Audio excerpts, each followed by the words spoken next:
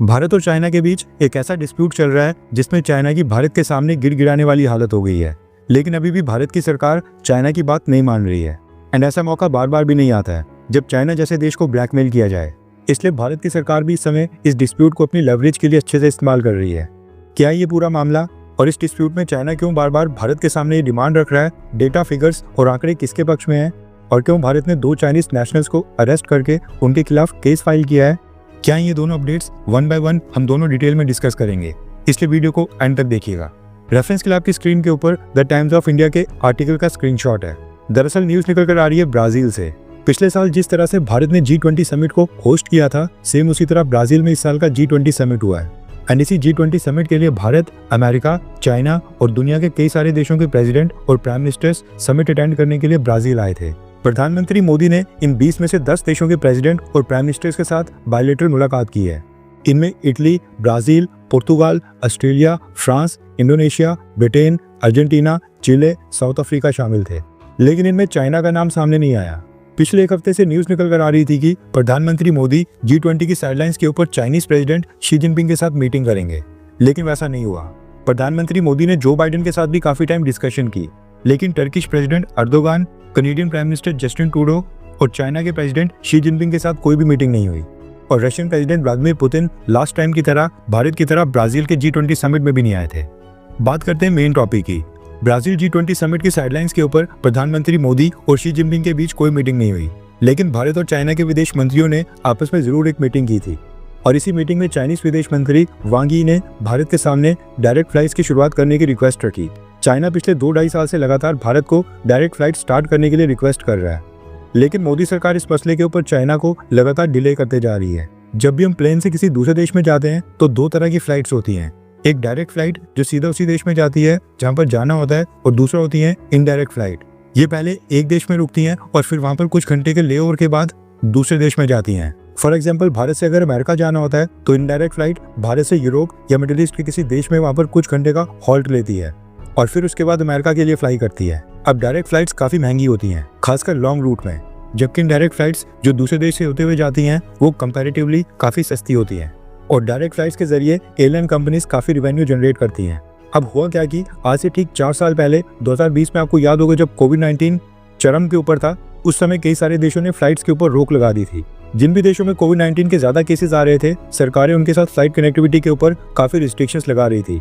अब उस समय सेम चीज भारत और चाइना के साथ भी हुई। साल 2020 में जब कोविड-19 पीक के ऊपर चले गया था, उस समय भारत और चाइना ने आपस में डायरेक्ट फ्लाइट्स को बंद कर दिया था। कोविड-19 तो खत्म हो गया और सारी चीजें वापस से नॉर्मल हो गई हैं, लेकिन आज तक भारत और चाइना के बीच डायरेक्ट फ्लाइट्स अभी तक स्टार्ट नहीं हुई हैं। एंड इसके पीछे का कारण है मोदी सरकार। इसलिए चाइना लगातार पिछले 4 साल से भारत से रिक्वेस्ट कर रहा है कि भारत सरकार चाइना के साथ डायरेक्ट फ्लाइट्स को दोबारा शुरू करे। लेकिन भारत सरकार का कहना है कि जब तक बॉर्डर डिस्प्यूट्स पूरी तरह से सॉल्व नहीं हो जाते, तब तक डायरेक्ट फ्लाइट्स की शुरुआत नहीं होगी। पहले लद्दाख LAC का जो बॉर्डर डिस्प्यूट है उसको सुलझाया जाए, उसके बाद हम डायरेक्ट फ्लाइट्स की शुरुआत करेंगे। अब क्योंकि रिसेंटली LAC के ऊपर डिसएंगेजमेंट्स भी स्टार्ट हो गई हैं, इसलिए अब चाइना भारत से लगातार कह रहा है कि अब तो डायरेक्ट फ्लाइट्स की शुरुआत कर दो, लेकिन अभी भी भारत सरकार डायरेक्ट फ्लाइट शुरू नहीं कर रही है। अब सोचने वाली बात है कि चाइना आखिरकार भारत के साथ डायरेक्ट फ्लाइट शुरू करने के लिए इतनी मन्नतें क्यों कर रहा है, इससे कौन से देश को फायदा होगा। अब चाइना के लिए यहाँ पर मसला ये है कि भारत के साथ डायरेक्ट फ्लाइट शुरू ना होने के कारण चाइनीज एयरलाइन कंपनीज को सालाना कई बिलियन डॉलर्स का नुकसान उठाना पड़ रहा है। जब दोनों देशों के बीच डायरेक्ट फ्लाइट्स थी, उस समय 65% seat occupancy Chinese airline companies के पास जा रही थी और बाकी की 30 से 35% सीट ऑक्यूपेंसी भारत और दुनिया के बाकी देशों के एयरलाइंस के पास जा रही थी। रिसर्च करते वक्त हमें साल 2019 के दिसंबर महीने का डेटा मिला। उस महीने भारत और चाइना के बीच टोटल 539 डायरेक्ट फ्लाइट्स ऑपरेट हुई थी और इनमें से 371 फ्लाइट्स चाइनीज एयरलाइन कंपनीज की थी, जबकि 168 फ्लाइट्स केवल इंडियन एयरलाइन कंपनीज की थी। पिछले साल 2023 में भारत से 1,80,000 लोग टूरिस्ट वीजा के ऊपर चाइना गए थे। अब ये सारे लोग जो चाइना ट्रैवल कर रहे हैं, ये थर्ड कंट्री से होते हुए चाइना जा रहे हैं, एंड इसके लिए ये इंडिया या फिर किसी तीसरे देश के एयरलाइन से ट्रैवल कर रहे हैं। और इसी के कारण चाइना की एयरलाइन कंपनीज को सालाना कई मिलियन और बिलियन ऑफ डॉलर्स का नुकसान हो रहा है। चाइना चाहता है कि भारत सरकार दोबारा से चाइनीज एयरलाइंस को भारत और चाइना के बीच डायरेक्ट फ्लाइट ऑपरेट करने की परमिशन दे। अगर डायरेक्ट फ्लाइट शुरू होती हैं तो भारत से चाइना जाने वाले टूरिस्ट की संख्या काफी तेजी से बढ़ेगी। कोविड-19 के बाद चाइना ने टूरिज्म के ऊपर काफी खासा ध्यान दिया है। चाइना ने तो कई सारे देशों के लिए वीजा फ्री एंट्री अनाउंस की है और अपने वीजा रूल्स में भी काफी नरमी बरत रहा है, क्योंकि चाइना को पता है कि टूरिज्म से आने वाला जो रेवेन्यू होता है वो फ्री रेवेन्यू होता है। जिसके लिए ज़्यादा एफर्ट्स नहीं करने पड़ते हैं, और इस रेवेन्यू से होटल से लेकर एक छोटे से स्ट्रीट वेंडर सबको फायदा होता है। रिसर्च करते वक्त हमें यह भी पता चला है कि एक तरफ भारत और चाइना के बीच जहाँ पर डायरेक्ट पैसेंजर फ्लाइट्स ऑपरेट ही नहीं हो रही हैं, लेकिन जो डायरेक्ट कार्गो फ्लाइट्स होती हैं वो लगातार चल रही हैं, और भारत और चाइना के बीच कार्गो फ्लाइट्स के जरिए ट्रेड लगातार बढ़ रहा है।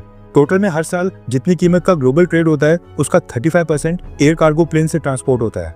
बाय वॉल्यूम केवल 1% ही है, लेकिन उन 1% आइटम्स की कॉस्ट इतनी ज्यादा होती है कि उनको शिप्स के ऊपर ट्रांसपोर्ट करने का रिस्क कभी नहीं लिया जाता है। फॉर एग्जाम्पल गोल्ड और डायमंड की jewellery, electronic items, high and luxury clothings, pharmaceuticals, ये सारी चीजें बाय एयर ट्रांसपोर्ट की जाती हैं। भारत और चाइना के बीच इस तरह की डायरेक्ट कार्गो फ्लाइट्स के ऊपर अभी मोदी सरकार ने रोक नहीं लगाई है। अब जो आज की सेकंड न्यूज है वो भी चाइना से संबंधित है।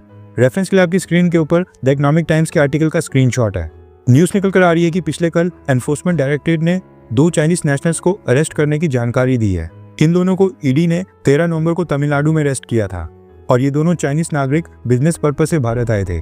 इनके नाम बताए जा रहे हैं श्याओ या माओ और वू युआनलून। ये दोनों कोविड-19 के समय लोन एप्लीकेशंस की मदद से इंडियंस को पर्सनल लोन प्रोवाइड करते थे और कम समय के लिए बहुत ही ज्यादा इंटरेस्ट रेट चार्ज करते थे। भारत से कमाई करके वो सारा पैसा क्रिप्टो ट्रेडिंग प्लेटफॉर्म्स के जरिए भारत से बाहर हांगकांग, चाइना और बाकी देशों में ट्रांसफर किया जाता था। और हैरानी वाली बात है कि ये 5,000 से लेकर 10,000 रुपए के बीच में इंस्टेंट लोन दिया करते थे, और लोन लेने वाले व्यक्ति की personal information, KYC documents, photos, bank account details, और उसके साथ साथ जब ये लोन एप्लीकेशंस फोन में इंस्टॉल की जाती थी उस समय कॉन्टैक्ट लिस्ट, फोटोज, वीडियोस वगैरह यानी कि सारा डेटा एक्सेस करने की परमिशन ले ली जाती थी।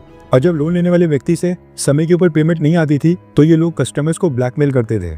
कई बार तो ये कस्टमर्स की फोटोज को मॉर्फ करके फोटोशॉप और बाकी एडिटिंग सॉफ्टवेयर की मदद से नॉर्मल फोटोज की अश्लील फोटोज बनाकर उन्हें सोशल मीडिया साइट्स के ऊपर अपलोड करने की धमकी भी देते थे। इस तरह से इन्होंने भारतीय लोगों से करोड़ों रुपए लूटे और उनको भारत से बाहर भेजा था। इसलिए इनके ऊपर एनफोर्समेंट डायरेक्टरेट ने prevention of money laundering act के तहत केस फाइल करके इनको जेल में बंद कर दिया है। अब ये दोनों 29 नवंबर तक जुडिशियल कस्टडी में रहेंगे। उसके बाद स्पेशल कोर्ट में इनकी पेशी होगी और इनके ऊपर भारत में प्रॉपर केस चलेगा। इनके भारत के अंदर जो बैंक अकाउंट्स थे वो भी सीज कर दिए गए हैं। ये दोनों कोशिश कर रहे थे कि एनफोर्समेंट डायरेक्टरेट की कार्रवाई से पहले ये जल्द से भारत छोड़कर भारत से बाहर फ्लाई कर लें, लेकिन एनफोर्समेंट डायरेक्टरेट ने टाइम के ऊपर इन दोनों को अरेस्ट करके कार्रवाई कर ली। हैरानी वाली बात है कि इन्वेस्टिगेशन में पता चला है कि कुछ इंडियंस भी इनके साथ मिलकर काम कर रहे थे और ब्लैकमेलिंग और बाकी चीजों में शामिल थे। अब जब एनफोर्समेंट डायरेक्टरेट की कार्रवाई हुई है तो इंडियन एम्प्लॉइज का कहना है कि ये सारे चाइनीज हेड्स उनको फोर्स करते थे और जबरदस्ती उनसे ये सब करवाते थे। आई होप कि जो इंडियंस इन चाइनीज नेशनल्स के साथ मिलकर काम कर रहे थे एनफोर्समेंट डायरेक्टरेट इनके ऊपर भी स्ट्रिक्ट एक्शन ले। खैर, आपको क्या लगता है कि क्या जो इंडियंस इसमें शामिल थे उनके ऊपर भी एक्शन होना चाहिए, हाँ या फिर ना? वार्निंग देकर छोड़ देना चाहिए? नीचे कमेंट करके अपनी राय जरूर बताएं।